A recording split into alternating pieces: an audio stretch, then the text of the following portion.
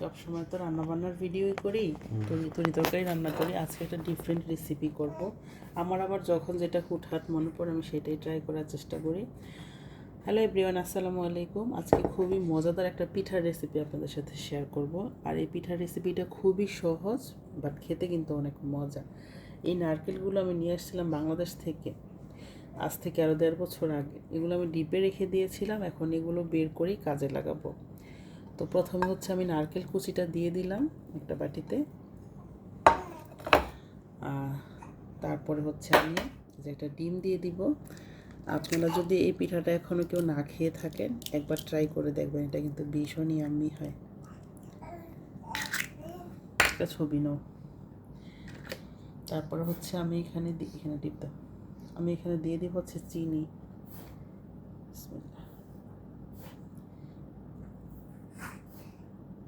Sugar দিয়ে দিলাম। সাথে হচ্ছে আমি এখানে দিয়ে দিব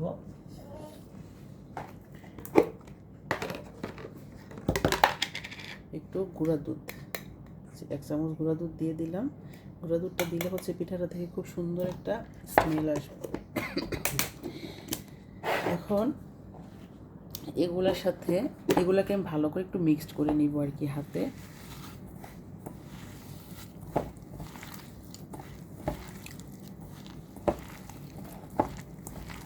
আপনারা যারা এই পিঠাটা খাইছেন তারা তো জানেনই, আর যারা খান নাই তারা একবার ট্রাই করে দেখবেন কতটা মজা হয় পিঠাটা। তুমি খাইছো কখনো এই পিঠা? কিন্তু বলতে পারবো না তুমি কি পিঠা বানাচ্ছ। আমি আজকে তোমাকে এমন এক পিঠা খাওয়াবো। আপনারা যারা হচ্ছে পিঠা কিংবা মিষ্টান্ন জিনিসের মধ্যে লবণ দেন না, তারা তো দেন না, বাট আমার কাছে মনে হয় একটু লবণ দিলে খেতে মনে হয় ভালো লাগে আর কি। অনেকেই আছেন মিষ্টি টাইপের জিনিসের মধ্যে লবণটা স্কিপ করেন, তো আমি এখানে খুবই সামান্য যে একটু লবণ দিয়ে দিতেছি, একটু অল্প পরিমাণে লবণ দিয়ে দিলাম। এখন আমি এখানে অ্যাড করব হচ্ছে চালের গুঁড়া দিতেছি। এটা হচ্ছে পাকিস্তানের চালের গুঁড়া, বাংলাদেশের না।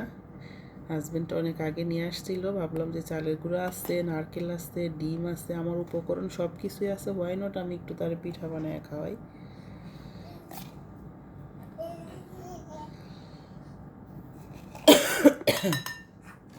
তো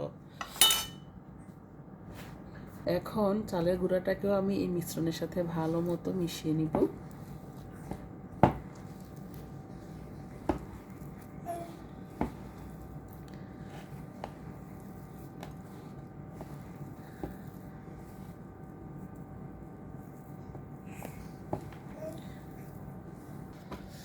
অলরেডি আমার এটা হচ্ছে মানে ডো তৈরি হয়ে গেছে, বাট যেহেতু শুকনা গুঁড়ি এটা আরও শুকায় যাবে, এজন্য আমি এখানে অল্প একটু মানে আপনারা চাইলে পানি দিতে পারেন, তবে আমার কাছে যেহেতু গরুর লিকুইড দুধটা আছে আমি এই দুধটা দিয়ে দিলাম।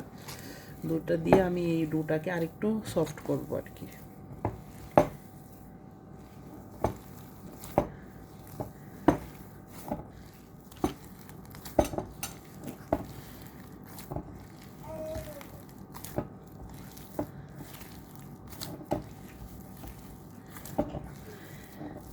তো এই মিশ্রণটাকে এখন হচ্ছে আমি আধা ঘন্টার মতো এরকম রাখবো আর কি। তারপর আধা ঘন্টা পরে আমি পিঠাটা বানাবো।